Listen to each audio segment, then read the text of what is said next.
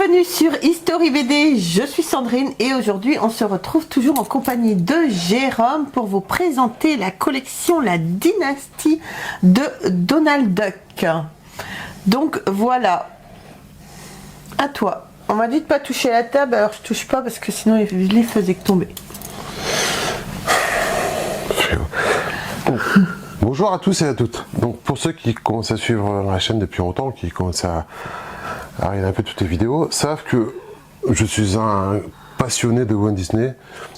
Donc toujours pareil, dans Walt Disney il y a deux écoles. Ceux qui préfèrent Mickey, Dingo et cette partie-là. Hein, et plutôt et plutôt c'est qui? Le chien. Ah. Et d'autres qui sont comme moi, qui préfèrent l'univers des canards, c'est-à-dire Donald, Picsou, tout ça. Moi, moi j'adore tout ce qui concerne Donald, Picsou. Je collectionne beaucoup de choses. Je collectionne les Mickey Parade, les Picsou géants, enfin bref.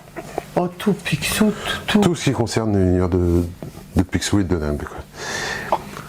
Et pour tous les autres qui ne voudraient s'intéresser que à l'univers de Donald et de Picsou et qui ne voudraient avoir que l'essentiel, une des premières collections qu'il faut avoir, c'est celle-ci. La dynastie donc, de Donald Duck, créée par Carl Barks. Avant de continuer, Sandrine va vous raconter en quelques mots l'histoire du maître Carl Barks. Vas-y chérie. C'est tout à toi. Ça.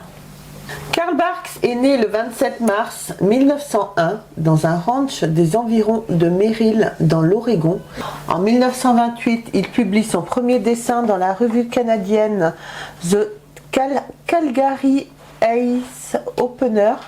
En 1936, il est engagé par Walt Disney pour travailler sur les storyboards des dessins animés mettant en scène la famille Duck. Il collabore environ à 35 courts-métrages. Il travaille même sur un projet de long-métrage qui est abandonné, puis remodelé en bande dessinée, à laquelle participe également Jack Hanna. Ce comic book fut édité par Dell Publishing en 1942 sous le titre Donald Duck Finn's Pirate Gold. Donc comme vous l'aurez compris, grâce à une magnifique Sandrine, que Carl Barks, pour moi, est quelqu'un de, au niveau de la bande dessinée, au niveau de Walt Disney, est quelqu'un de, c'est le plus important en fin de compte. C'est le pape de la bande dessinée de l'univers de Walt Disney. Pour moi, c'est un personnage aussi important que Walt Disney lui-même. S'il n'avait pas été là, on ne sait pas si les magazines auraient eu autant de succès. Comme vous avez pu entendre, c'est quelqu'un qui a travaillé toute sa vie, qui a une... il est mort à l'âge de 99 ans, je crois. Pour un peu, il aurait pu taper centenaire.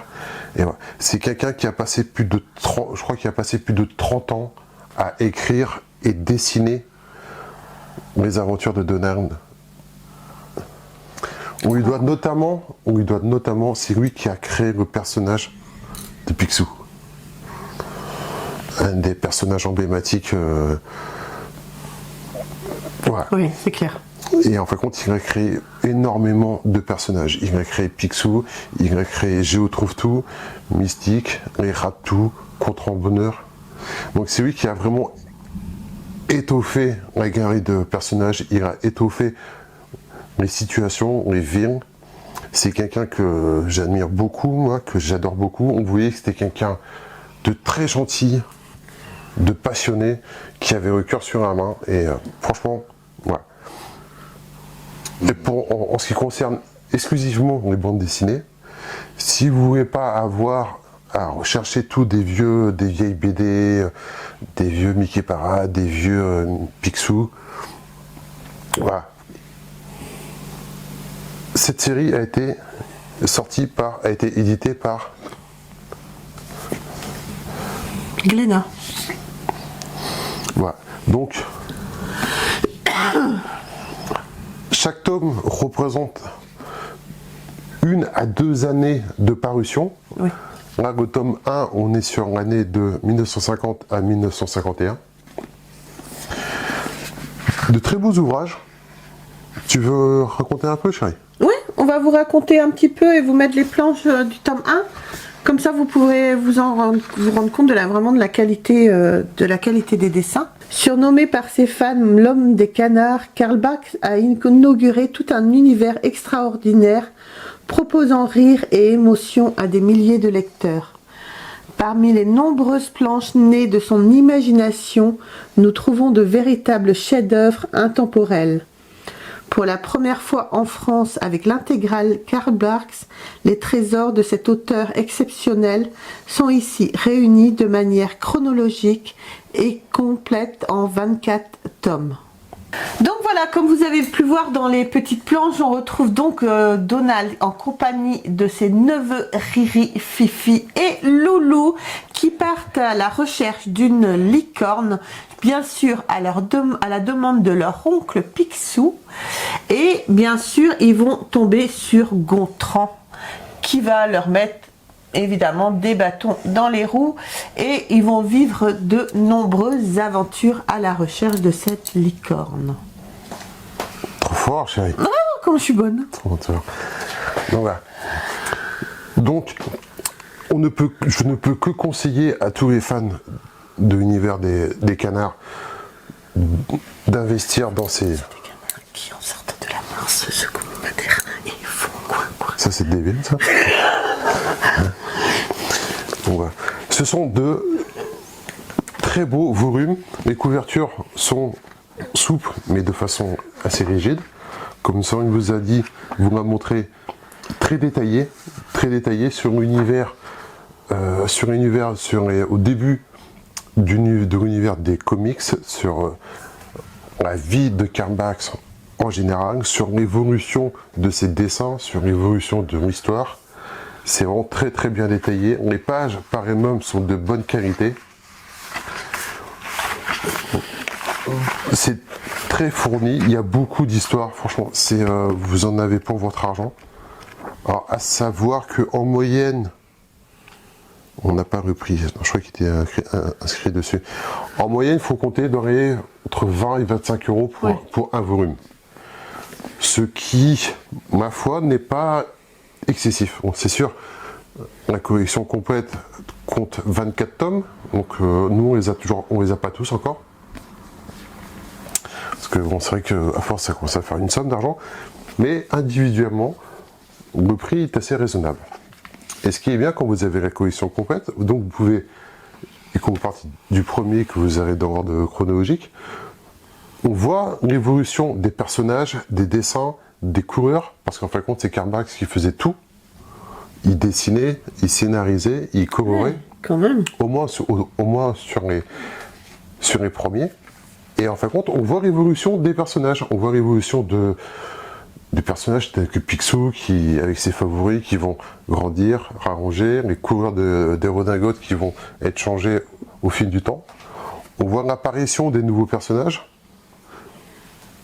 Les Rapetou, Gontran, Mystique et compagnie. Et franchement, moi je suis très content d'avoir cette collection-là. Je lis ça depuis que je suis gamin. Et je sais que si j'avais des choix à faire dans tous mes BD, je garderais sûrement ça. Je crois qu'il allait dire, je crois que si j'avais un choix à faire entre ma femme et mes BD, je garderais ça. Mais non, c'était pas ça. Ah non, quand même. Ah ouais. Ok. Non, mais je sais pas quand même. On sait pas. Non, on sait pas. On saura peut-être jamais. Ah, on saura peut-être jamais.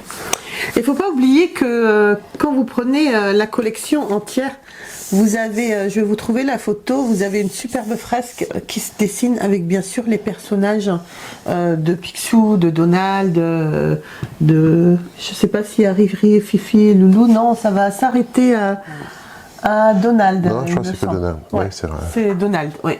Donc vous avez une superbe fresque qui se met en place et ça dans une collection, moi je trouve ça toujours magnifique. Donc voilà, Karl Barks, personne extraordinaire pour moi, qui s'est investi pendant de nombreuses années dans l'univers de Walt Disney. un personnage aussi important pour moi que Walt Disney lui-même. C'est lui qui a donné ses titres de noblesse à toutes ces bandes dessinées. Et une fois qu'il avait fini, une fois qu'il a pris sa retraite, entre guillemets, de la bande dessinée, il a eu l'autorisation, malgré qu'il ne faisait plus partie de l'entreprise Disney, de pouvoir continuer à peindre des fresques, des tableaux représentant Donald, Picsou, ainsi que ses neveux.